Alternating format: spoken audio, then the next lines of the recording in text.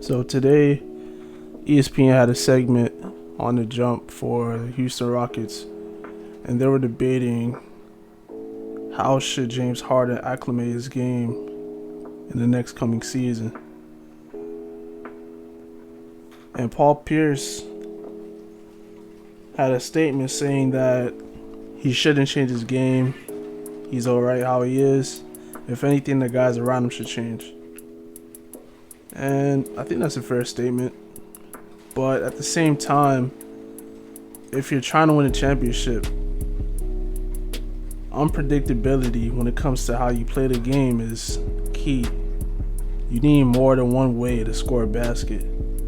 And the way how the Houston Rockets have played the last few seasons since James Harden came, then Tony took the coaching job, and how the whole game plan came around and who the guys were around them.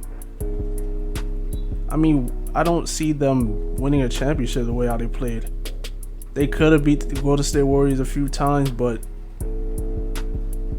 if that was the case, then they would have won. They were just too predictable, man. Like, I don't know how they expected to win if they just do the same thing over and over.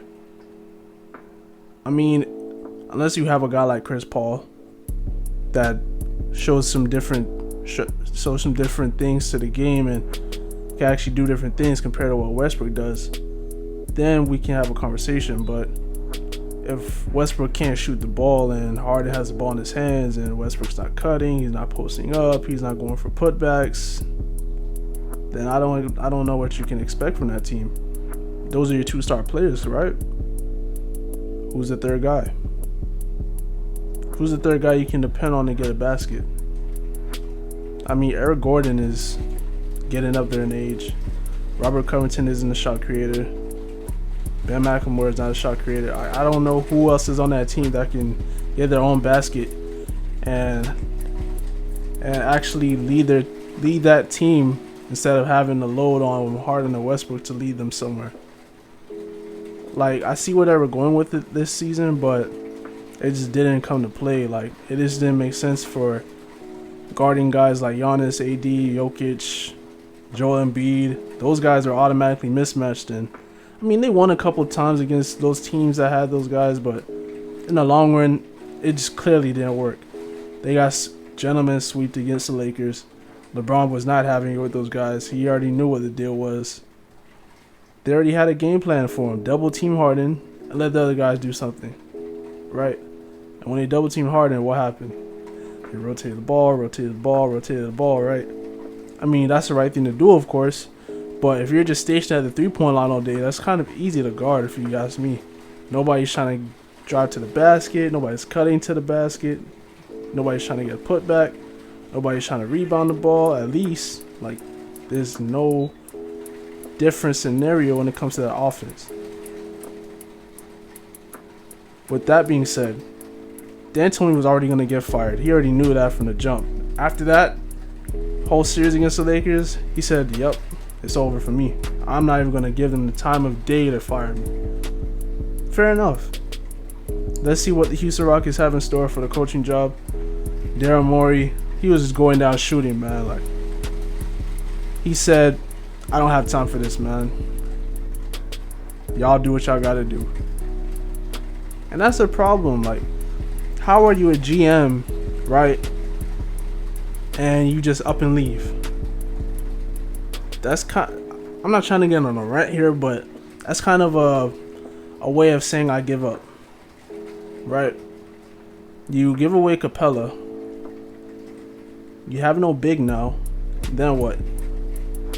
Who's there to protect the paint? PJ Tucker? Really? A 6'5" power forward. He can shoot the 3 ball from the corner pretty well.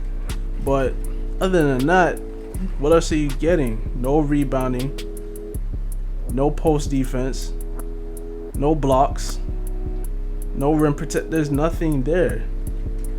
So AD is clearly going to have a ball game every time, every game. What do you expect? I don't understand what they were trying to do. But I want to know what's the next roster move for that team. Do they try and get Miles Turner? Do they try and get DeMarcus Cousins and try to, get him acclimated to that team and try to build around that? they do need a big guy. Like, I don't understand why they wouldn't try to get a big now. Clearly, they went through that one season where they try to experiment and see how having small ball all day would work, but clearly it just didn't work for them.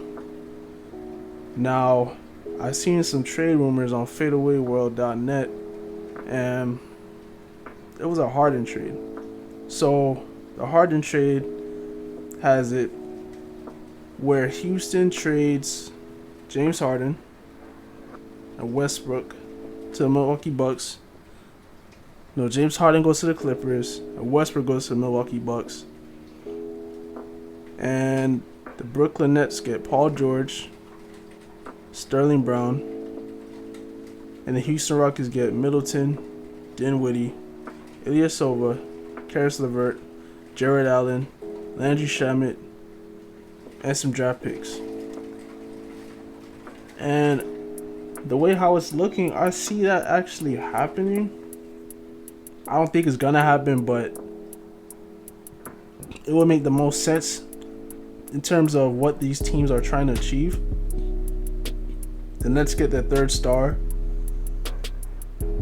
Milwaukee gets their second star, solidified star. The Clippers get James Harden, who's a bona fide star.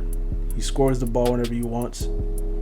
And they get some draft picks since they lost all their draft picks and traded them away for Russell Westbrook.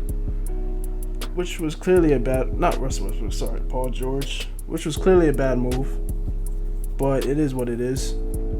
And I think that Chris Middleton could possibly flourish on that Houston team. And Dinwiddie and Karis LeVert, develop into star players potentially. And become those guys that you can depend on in the backcourt. And they have their own team. They don't have to worry about, we have to live up to the standards, or Kyrie and KD, we have to do this, we have to do that. But at the same time, I think that the Nets need that depth on the team. So I don't see the Brooklyn Nets really trading those guys, honestly. And the same goes for the Clippers. I think they'll try to establish a foundation with Paul George and Kawhi Leonard after last season. I don't think they just give it up and say, you know what, blow it up and see what happens. But I mean, James Harden in return isn't a bad deal. You're getting a top 5 player in the league, clearly top shooting guard in the league. Like, where else would you want? But at the same time, James Harden, I don't see him being gone from the Houston Rockets. I think the Houston Rockets would probably try to build around Westbrook and Harden to see where it goes from there. But I don't know, man. We'll see what happens after this offseason. I don't think that they'll give up those guys, to be honest with you. I think they'll try to bring in a third guy if possible. I don't know who that third guy will be, honestly. Maybe Buddy Hield. I don't know about that one. I don't know if they need him. Maybe Miles Turner, hopefully. That'll be a very good pickup. Have a stretch big that can shoot the ball and, put the ball on the floor, post up, get some buckets for him, get some rebounds. I think he's probably the perfect big for them, honestly.